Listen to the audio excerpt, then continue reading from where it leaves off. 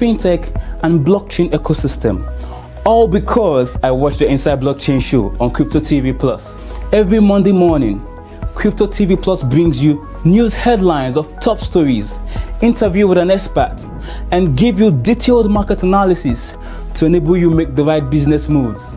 Now you too can become a smart investor if you don't miss it. The Inside Blockchain show, only on Crypto TV Plus.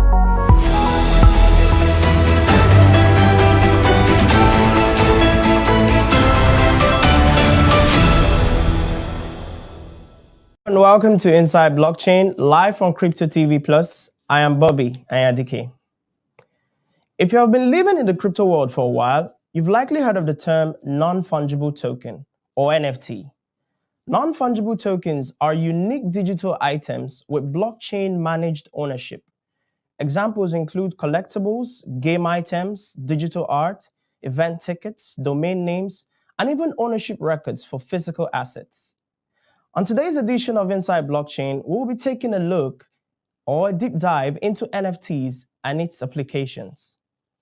Most discussions about non-fungible tokens begin by introducing the idea of fungibility, which is defined as being able to replace or be replaced by another identical item, while non-fungibility is simply being unable to replace or interchange with other goods or assets. NFTs are blockchain-based records that uniquely represent pieces of media. The media can be anything digital, such as art, videos, music, games, memes, and even code. NFTs are secured by the same technology that enabled Bitcoin to be owned by hundreds of millions of people around the world and represent hundreds of billions of dollars of value. NFTs have received a lot of attention lately because of high sales volume. In the past 30 days, there has been over 300 million in NFT sales. Let's go on a quick break. When we return, we would have two distinctive industry professionals give us a better insight into what an NFT is. Stay with us.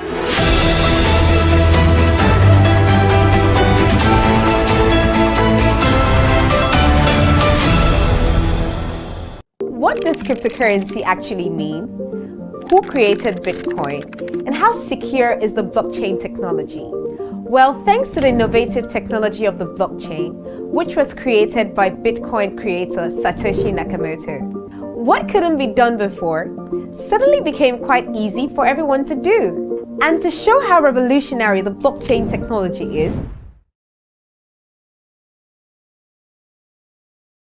welcome back. Right now, I am joined by Kala Obakbolo, ambassador at Algorand, founder of CryptoSmart, a crypto asset management company, and also founder of QLeap IT, an African-focused NFT ecosystem, and Ukeme Okuku, co-founder of Artist3.io, a blockchain-enabled end-to-end digital ecosystem for creatives and art enthusiasts. It's nice to have you both on the show. Thank you very much. Okay, I think we're still having some technical difficulties with Carla. It's nice to have you on the show, Mr. Ukeme. Thank you very much. For the uninitiated or those who don't know, please, what is an NFT? So an NFT is a non-fungible token. It's a unit of data stored on a digital ledger, the blockchain, that certifies digital assets to be unique and therefore not interchangeable. But before you do a deep dive into what a non-fungible token is, you have to understand what is fungibility and something to be said to be not fungible. Fungibility is the ability of goods or assets to be interchangeable for another of its kind. So example of that could be fiat, which is your everyday currency. Your cryptocurrency, you can exchange one Bitcoin for one Bitcoin, or one Ethereum for one Ethereum. An asset which is non-fungible are assets that cannot be interchangeable. So with that, you could say a house. So you can't exchange a house for a house, but because even though they are both houses, they don't share the same or the exact attribute with each other. Now, Ukeme, NFTs has been getting huge attentions recently. What do you think has been the driver or the drivers of this massive attention? I would say the press. So this could be associated with the recent sale of the digital artwork every day by the artists people. The press actually took it wild all over the press. So that single sale garnered a lot of media attention, just giving exposure to the NFT space. So people who never heard about NFTs now got to learn what NFT was, and because of the buzz, everyone was now trying to get a piece of it. So it was purely FOMO and exposure by the press. Yes, that's actually accurate. Now, the DeFi buzz seems to be going down. Why should anyone care about NFTs? I mean, So I think with the cryptocurrency space, everything has actually had its boom and bust cycle. So in 2017, we had the ICO boom, which every yes. product was just trying to bring anything that is already on web to the blockchain space. So people were trying to create Facebook for the blockchain space, and even though the technology wasn't really ready for that, so that's the same thing that happened with the DeFi boom. So everybody was trying to bring every single financial instrument and financial solution into the DeFi space.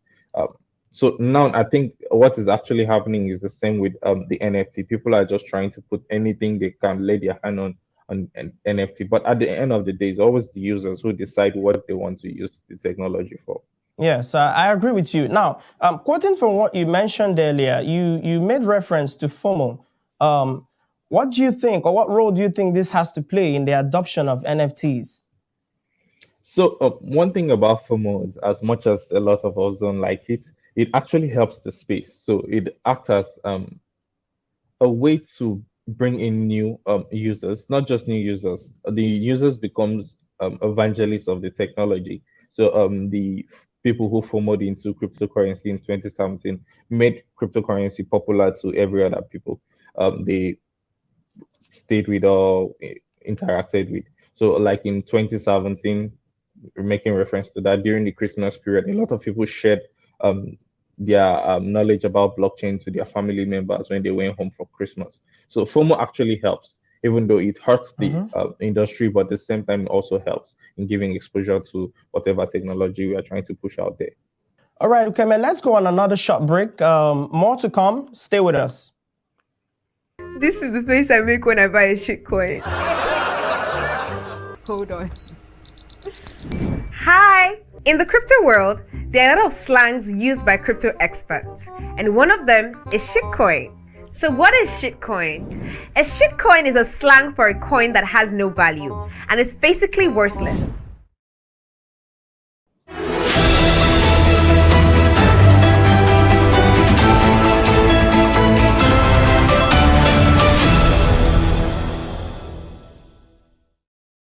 Welcome back. This is still the Inside Blockchain, and we are discussing NFTs, as we are joined by Ukeme Okuku, co-founder at Artistry.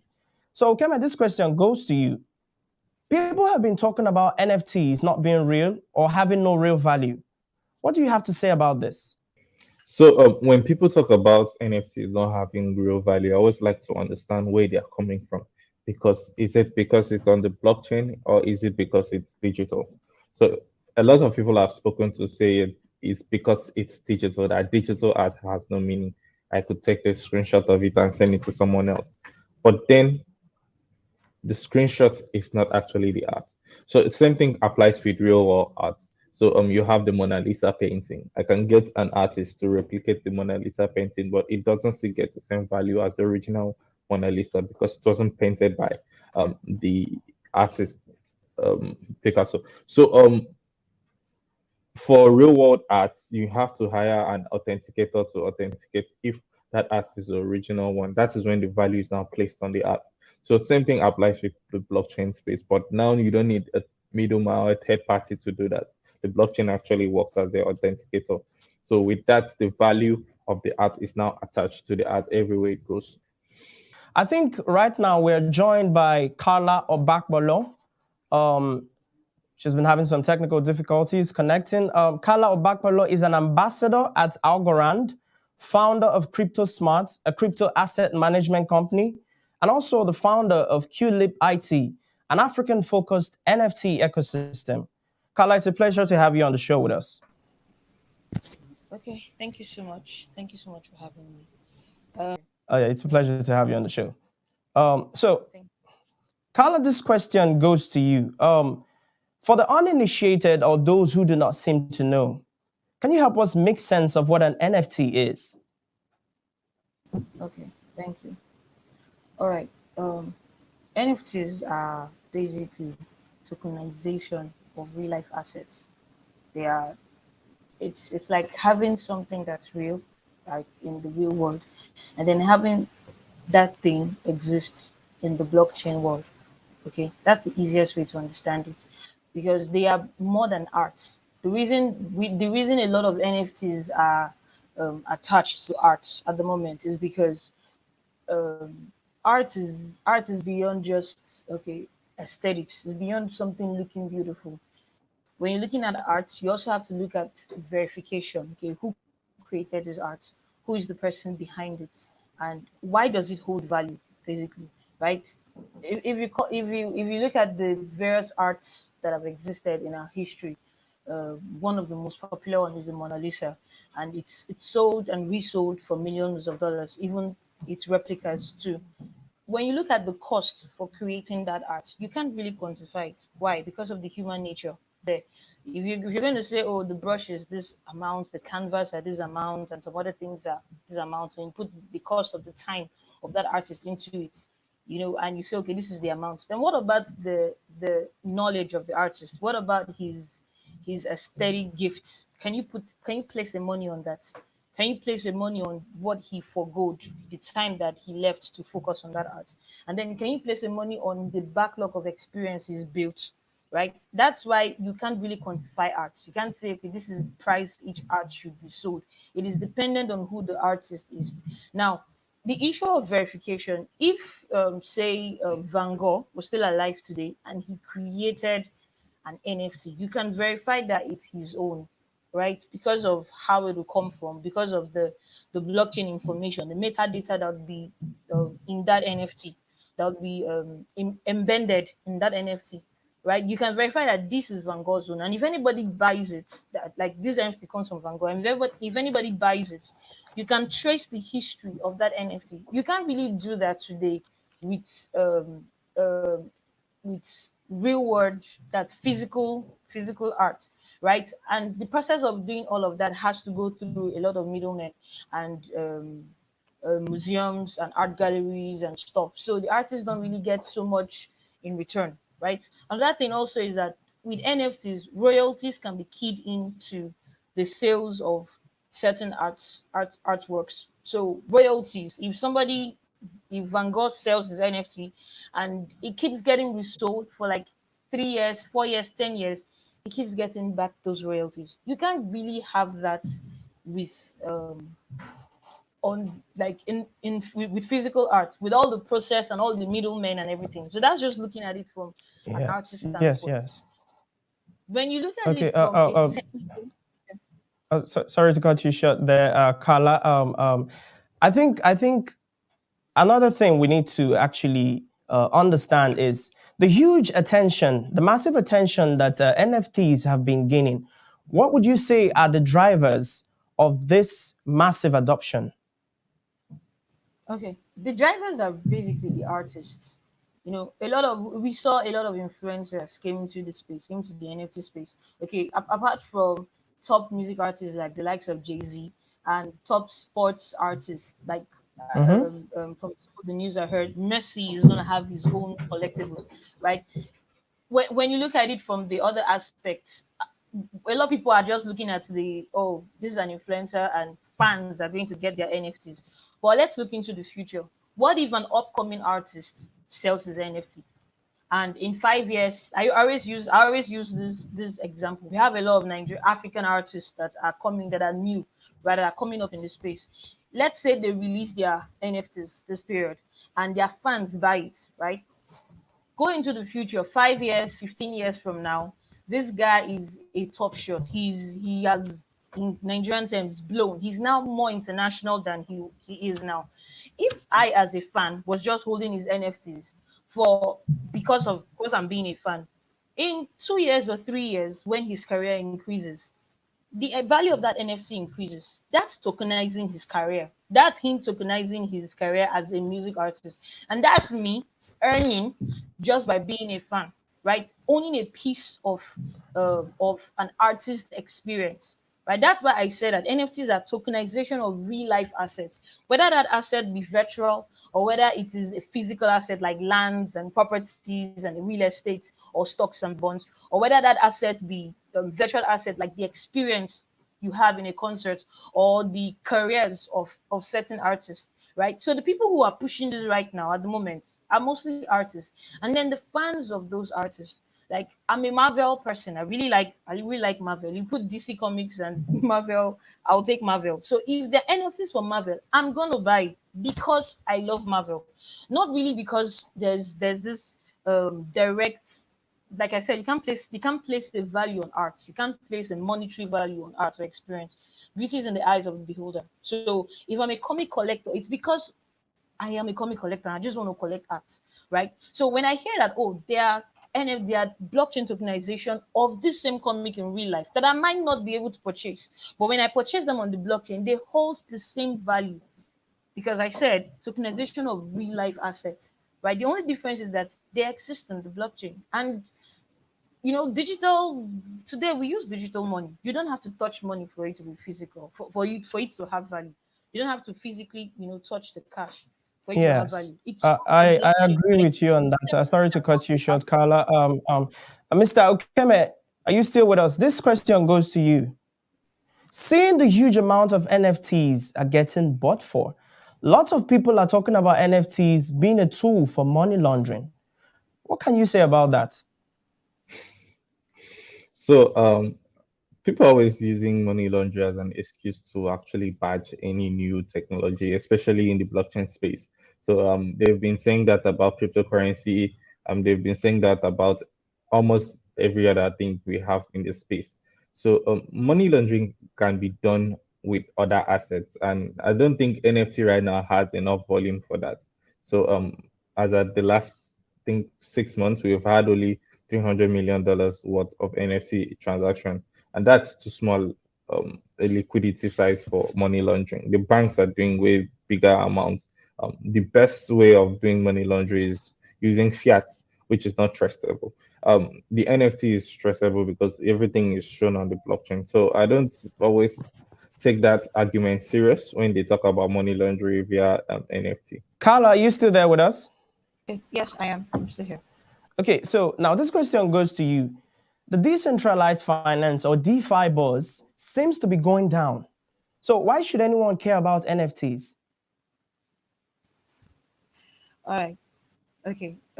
Because of one thing that we talk about a lot on Clip, and that's one of the things that we were pushing, for the industry to look at. It's utility, right? Gary Vee made a post, like I think last week, about a certain ticket concert that was sold as.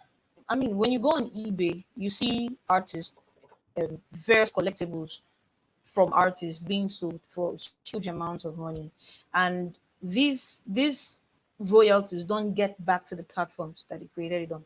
For example, in I think it was in the 70s, a popular concert ticket was being sold right on eBay, and it sold for a lot of thousands of dollars. The company or the platform that organized that concert didn't get any royalties back at all. Now, the ability to have tokenized assets, whether it's virtual or physical, and have royalties keyed into them is a very big utility for NFTs. Now, say in Africa here we have top artists that we like, and say they drop their NFT collectibles, right? And people who own those NFT collectibles have access to their VIP access to their concerts or access to their merchandise. It is utility connecting the NFT that's on the blockchain to a real life asset that the holder can access. That's the next stage of NFTs we're seeing. We're going to see fashion brands use NFTs, for these kind of things. We're going to see real world physical assets tied to NFTs. People who have them it's verified that okay, since you own this NFT, you are the owner of this thing in real life. So the buzz for NFT, I think it's more than a buzz. It's a growth process, right? And the thing that's really the feature that's really going to push it forward is utility. People want to also have art, admire it, and yeah, let it be that because you have this thing, you have access to something in real life. So utility is the key. Yes. So, Carla, in view of what you just said, now, can you help us understand in what ways can we apply the concept of NFTs in the society, specifically in Nigeria? All right. So I'll look at education first because I'm really passionate about education, and we see a lot of things happening in our education industry. Okay, people from the business standpoint, people go to school, they learn whatever it is they learn, they come out, they present you with a certificate, and then when it's time to do the work, to do the job, they're not able to do it, right? The certification is it's like it's just paper. There's nothing to really say, okay, this person went through such and such. What if our e-learning system has NFTs included in it, such that when people get through a certain skill, probably you get through some courses and you go through this, you finish. When you finish that course, an NFT is issued that shows that whatever certificate you have wasn't gotten by sorting. It's called sorting in our schools. Sorting lecturers through the 4 years of your experience in school. The education is that's the education curriculum and what you should learn is on the blockchain. And then when you finish, certificates are issued as NFTs.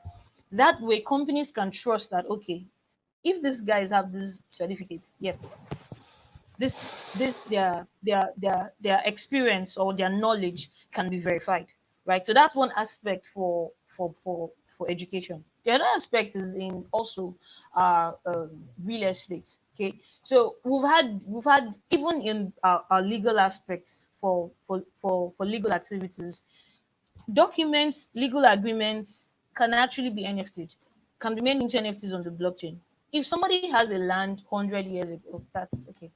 Blockchain technology wasn't rampant then. Let's say during this period, people have lands, properties. The government issues them certificate, and then something happens 10 years down the line. The government is saying the land is not your own, right? Something has happened with the certification. Some documents have changed, or some other things have changed.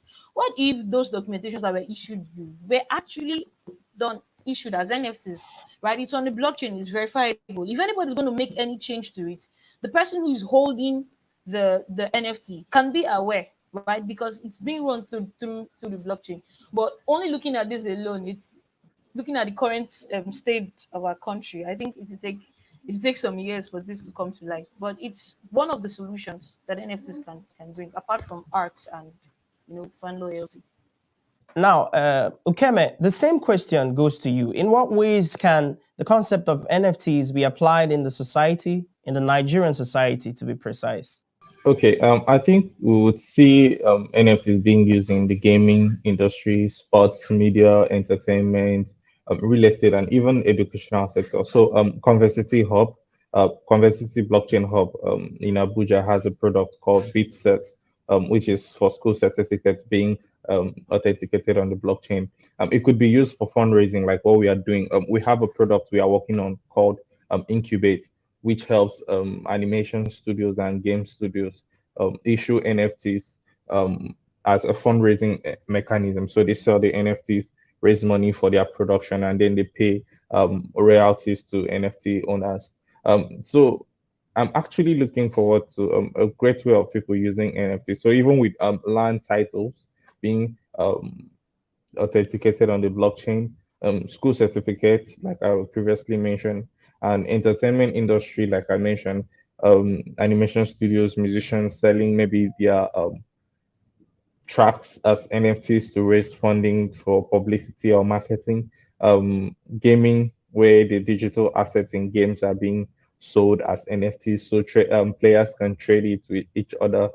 Sports, maybe a country's team or fan clubs can issue out collectible for their fans. So whether or not this future will come to pass is something that we will have to wait and see. But for now, NFTs are in its infancy, but the data available regarding this market so far have shown that indication that they have plenty of room to grow. So the future is promising. Yeah. So considering the hype around it, Carla, this question goes to you. Considering the hype around it, what is the future of NFTs? Will it be a passing phase or will it reinvent itself to remain a thing? NFTs are not a passing phrase, right? Because utilities, what we're seeing utility being integrated every day, right? So it's not a passing phrase. Beyond, it's gonna go beyond the arts and entertainment industry. Right now, it feels like it's majorly arts and entertainment industry, creative arts. You know that it's rampant in, right? Sports, basically things that have to do with experience, like leisure activities, okay, fan clubs and all. But it's gonna go beyond that. The utility is going to get bigger. People are going to see the use cases. Organizations also are going to see the use cases. Just like we saw institutional investments in cryptocurrencies, we're going to see institutional investment in and uses in NFTs. So I don't think it's a passing phrase. It will definitely reinvent itself. To you, Keme, what do you think is the future of NFTs?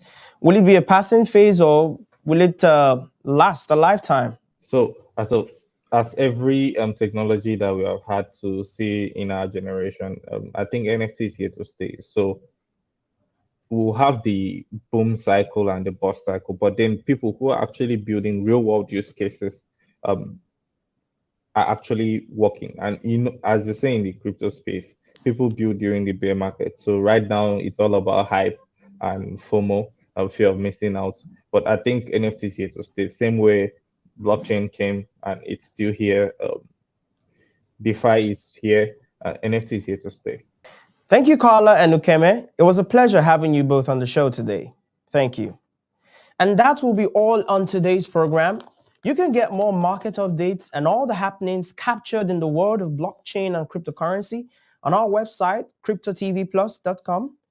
Follow us on our social media, Facebook and Twitter at CryptoTV+ to get daily info on our programs. Thank you for staying with us. I am Bobby Ayadike. I'll see you next time.